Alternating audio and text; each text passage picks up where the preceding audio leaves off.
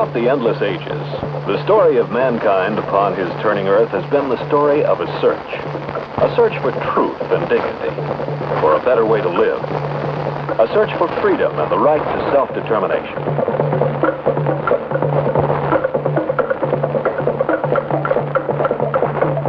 And in his search, as man has moved slowly across the continents, he has brought the light of freedom to countless new frontiers.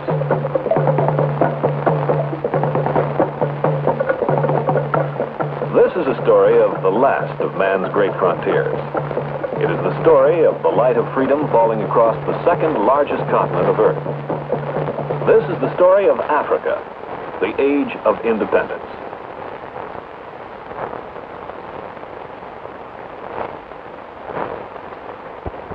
What of this great African continent, which is both old and new?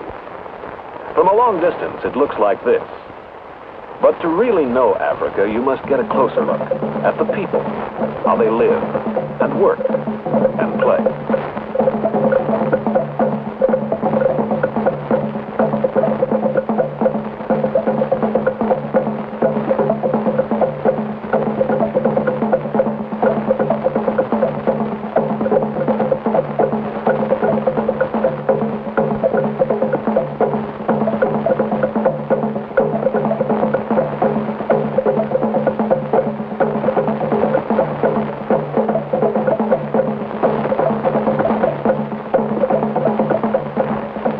Africa today, a continent becoming free. It is a land of contrast, a combination of the old and the new. A picture that changes constantly, showing both the cherished ancient traditions and the newfound modern methods working side by side. This story is about these people and the freedom they have searched for and found. And it is especially dedicated to 17 newborn African nations and the Malagasy Republic, which have grown to independence and self-government.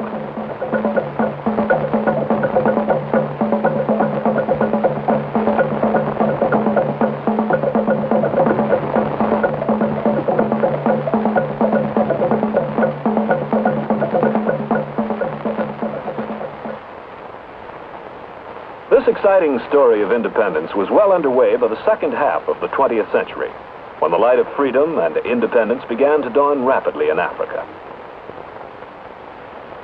Ethiopia had been an independent kingdom since ancient times, with one of the oldest organized governments in the world. In 1952, tiny Eritrea became federated with it. The Sudan became a republic in 1956.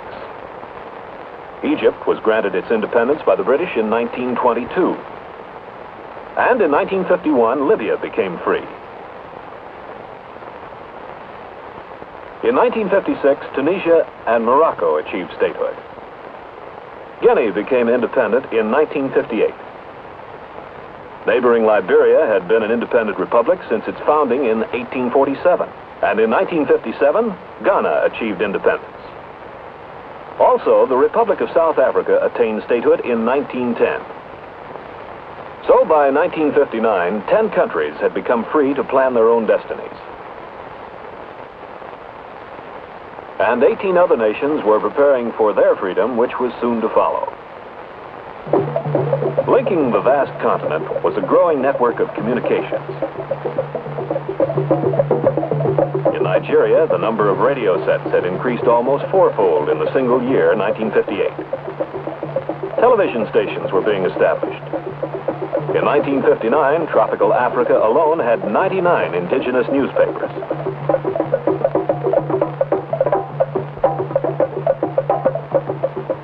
Mechanization in agriculture and industry was increasing production, especially of timber, rubber, minerals, and agricultural commodities. The appetite for learning was everywhere. Schools were being built even in the deep bush country. For example, Nigeria was spending 1/5 of its budget on education. And in Togo, the number of students attending school zoomed from 17,000 in 1947 to almost 68,000 in 1957. In any large city from Dakar to Addis Ababa, the most up-to-date building was likely to be a hospital. And with the help of international organizations like WHO, the World Health Organization of the United Nations, doctors had more and better tools for fighting disease. Improved transportation was everywhere. And by land, by water, by air. In 1959, independence was spreading across Africa.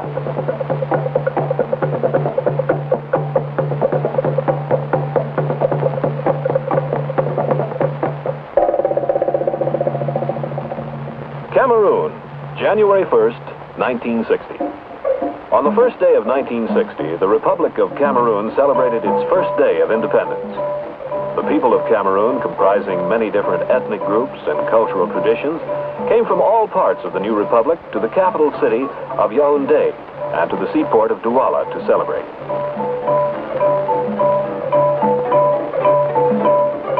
Visitors to Cameroon on Independence Day included the late Dag Hammarskjöld, Secretary General of the United Nations, and dignitaries from countries all over the world.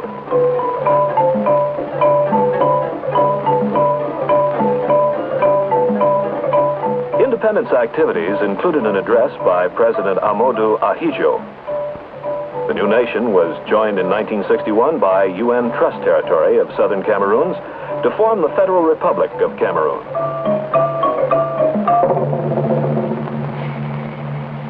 Togo, April 27th, 1960.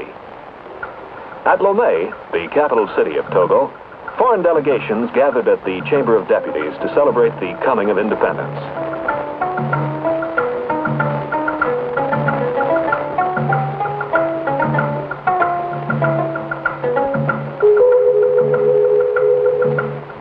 Arriving for the independence celebration was President Sylvanus Olympio. Togo plans a development program which will increase food production, modernize railroads in the port of Lomé, and improve communications, education, and sanitation.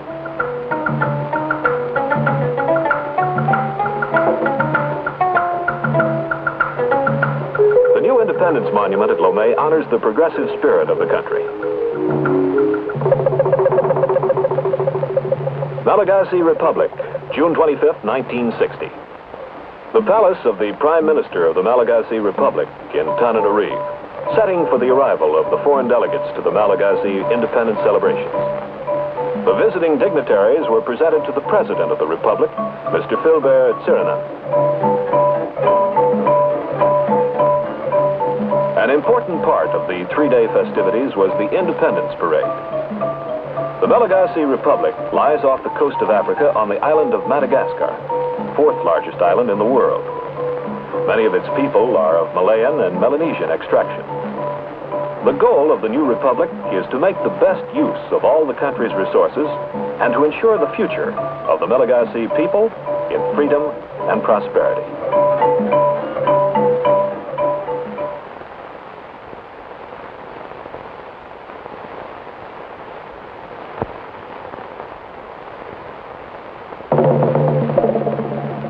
Republic of the Congo, June 30th, 1960. Leopoldville, capital of the Republic of the Congo, largest of the newly independent nations of Africa.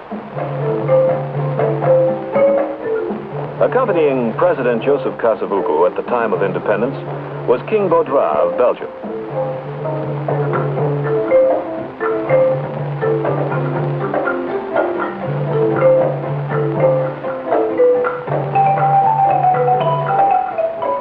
Political and religious leaders came to Leopoldville from at home and abroad to attend the official proclamation of independence held at the new Parliament building. The new Republic of the Congo, which is nearly as large as Western Europe, is a rich country in natural resources like copper, uranium, and industrial diamonds, and in the history and culture of its people.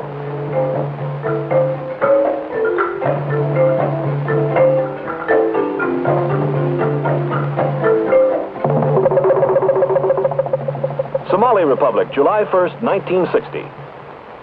Mogadiscio, capital of the new Somali Republic. This is the land of the Somali, a tall, handsome people of Muslim faith.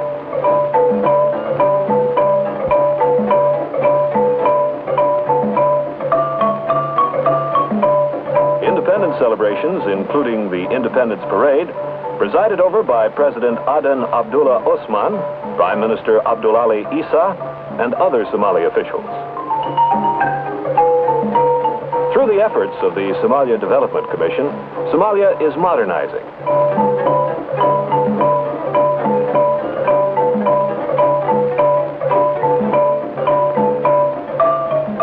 Expanded construction activity is already giving rise to handsome new buildings.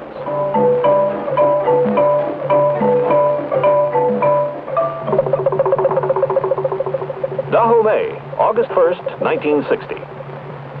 Celebrations of independence in Dahomey, led by President Hubert Maga, included the signing of the transfer treaties at the mosque and a meeting of the Legislative Assembly in the open air at Porto Novo. The people of Dahomey trace their ancestry back to one of West Africa's most ancient societies.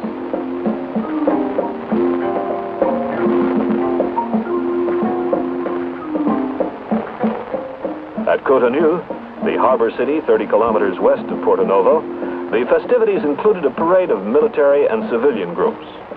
Dahomey is one of the most densely populated states of Western Africa, and great emphasis is placed by the government upon expanding educational facilities to assure the best possible future for its youth.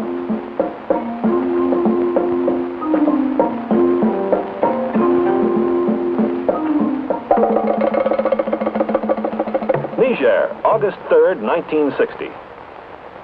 Niamey, capital of Niger, and site of the beautiful presidential palace, where the country's independence was officially proclaimed. The president of the new nation, Mr. Hamani Diori, arrived to greet the foreign diplomats who had come to take part in the celebrations. A favorite sport for the people of Niger is racing the outstanding animals they raise. Niger's second most important economic activity after agriculture is stock raising, and the government is looking forward to developing increased export activity in quality meats and leather.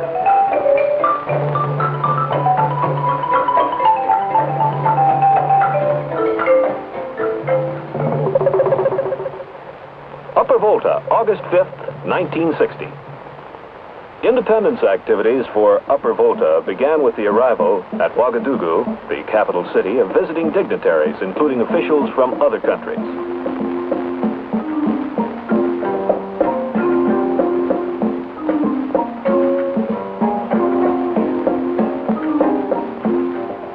The President of the Republic of Upper Volta, Mr. Maurice Chameyogo, joined with his people in the independence celebrations.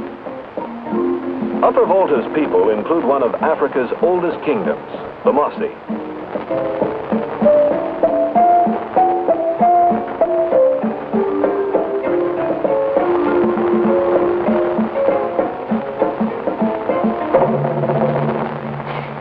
Ivory Coast, August 7th, 1960.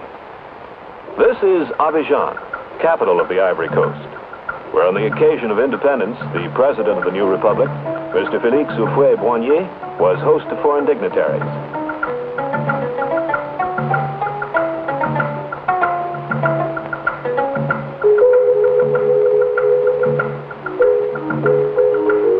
Among them were Presidents Chameyogo of Upper Volta, Maga of Dahomey, and Diori of Niger, whose countries joined with the Ivory Coast to form the Council of the Entente to foster economic cooperation. At the Palace of the Assembly, the signing of the independence documents and the official proclamation were held, and the Ivory Coast, for the first time, raises its flag as a free nation.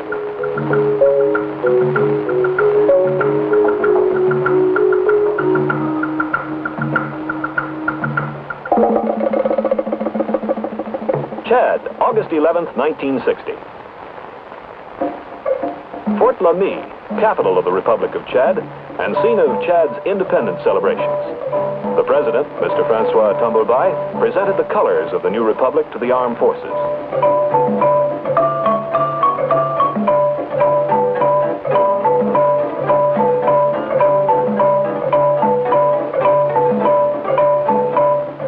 The parade included representatives from all parts of the nation.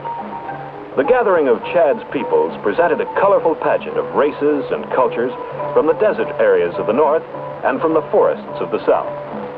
Chad has long been a crossroads between the desert and the tropics.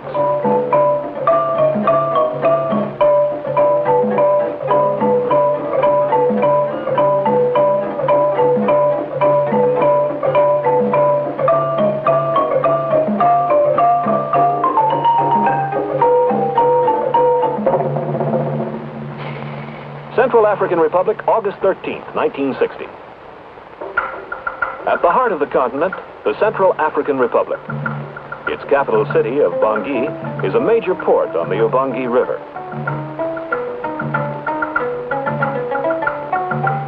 The new nation gained its independence under the leadership of President David Dacko. The government of the Republic is planning major efforts toward improvement of transportation and power facilities in order to attain a more prominent role as a continental transportation center. The major export of the Central African Republic today is cotton, followed by coffee and diamonds.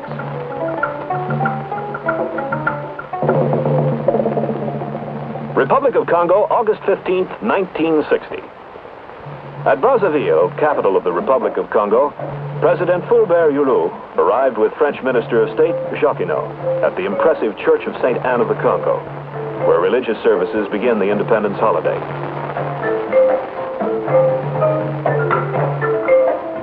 In the last decade, Brazzaville has grown rapidly. It is a city of modern conveniences and several large buildings. But at the time of independence, it was also the scene of dancing in the traditional costumes of the nation, and of colorful athletic exhibitions celebrating the Republic of Congo's newfound statehood. Gabon, August 17th, 1960. In Gabon, a country with nearly 40 different peoples, another free nation was born.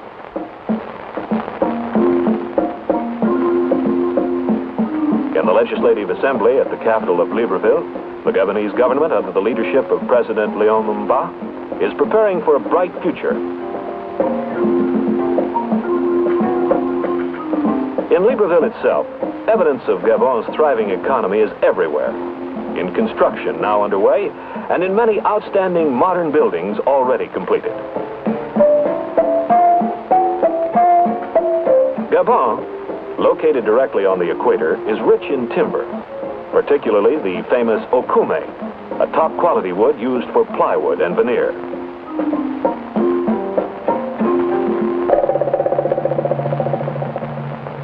Senegal, August 20th, 1960.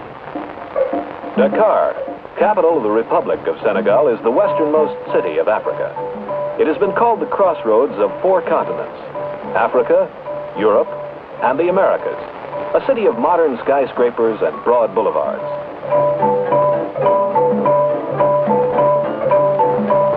This is the University of Dakar, an important center of African learning, the pride of Senegal.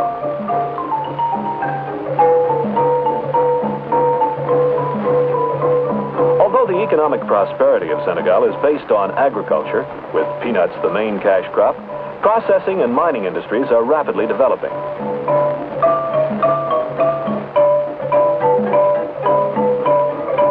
Senegal's president, Mr. Léopold Sédar Senghor, was accompanied in his nation's independence celebration by the Vice President of the United States, Lyndon B. Johnson.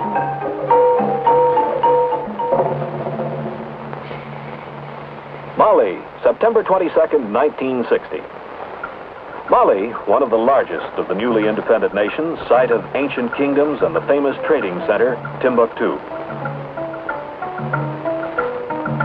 The capital is Bamako, on the banks of the Niger River, a city that combines traditional charm with modern buildings and facilities. The independence of the new nation was announced by President Modibo Keïta.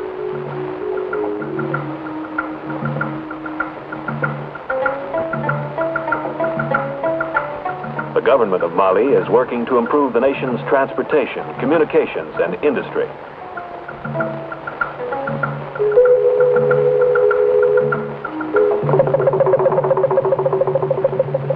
Nigeria, October 1st, 1960. Nigeria, most populous of the new African states, is also one of the most advanced, with well-developed communications, educational, and health programs. The peoples of the three regions of this large country are working together to build a unified and economically sound nation. In the capital city of Lagos, Nigeria's government, under the leadership of Prime Minister Sir Abubakar Tefan Balewa, shown here with former Governor General Sir James Robertson, is forging ahead on programs to develop the country's human and natural resources.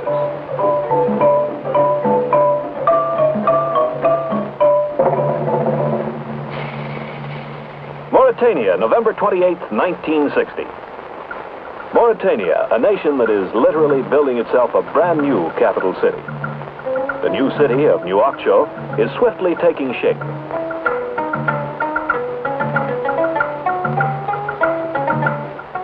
Here in Nouakchott, the official independence documents were signed by Mauritania's Prime Minister, Mokhtar Ould Daddah, and Mr. Michel Debré, the French Prime Minister. With the completion of their new capital, plus development of sizable deposits of iron, copper, and possibly oil, the people of Mauritania anticipate a good life in their newfound freedom.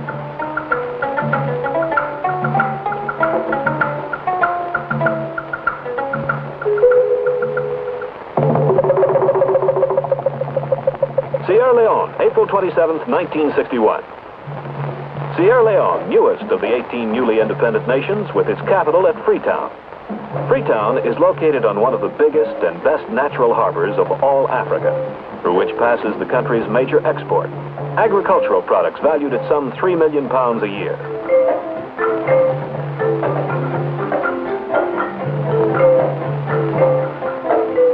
The independence activities included the arrival of visiting statesmen, who were met by Sir Milton Margai, Prime Minister of Sierra Leone, with members of his government.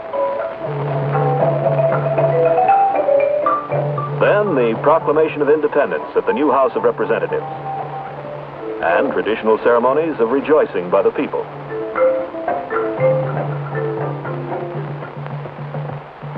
And so by 1961, with 18 nations newly independent, more than half the continent and the island of Madagascar had come to govern their own destinies. Now, individuals in every new nation turned their attention to nourishing their newfound rights, a responsibility that comes to all with freedom. And there were certain things that had to be achieved: political stability, economic well-being, effective health and educational programs, a good standard of living. Knowing the importance of these things, and as part of their program to safeguard what they had achieved, the new nations cast their lot with the Organization of United Nations. New banners joined the circle of flags in silent recognition of the fact that the council chamber is the place and the way to consider problems and settle differences.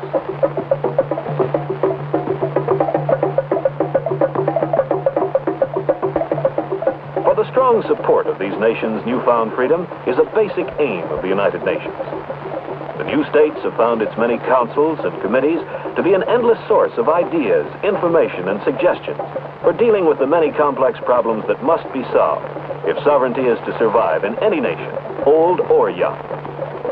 By way of supporting their freedom, these new nations have begun to develop industry in their countries. Yet their leaders place increasing emphasis on the need to expand business and commerce to ensure that their countries will be financially strong and independent.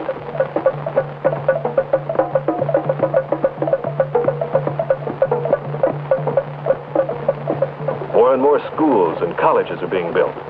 Yet the leaders of the new states know that this is but a start and continue to give education an important part of their planning. Also true is the fact that the future of their countries depends upon the active participation of the citizens in furthering progress, for only in this manner will they realize true self-determination.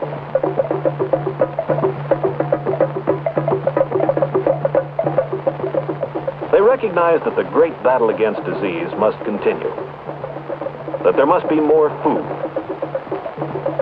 more homes, better standards for all. Proud as they are of their heritage and their progress to date, they have determined that the new republics shall be able to face the world with ever-increasing pride and confidence.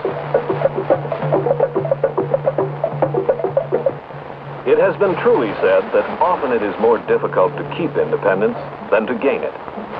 it is just as surely true that the responsibility for sustaining freedom rests with the individual. And so long as each free man concerns himself with protecting his nation's freedom, that freedom will not die.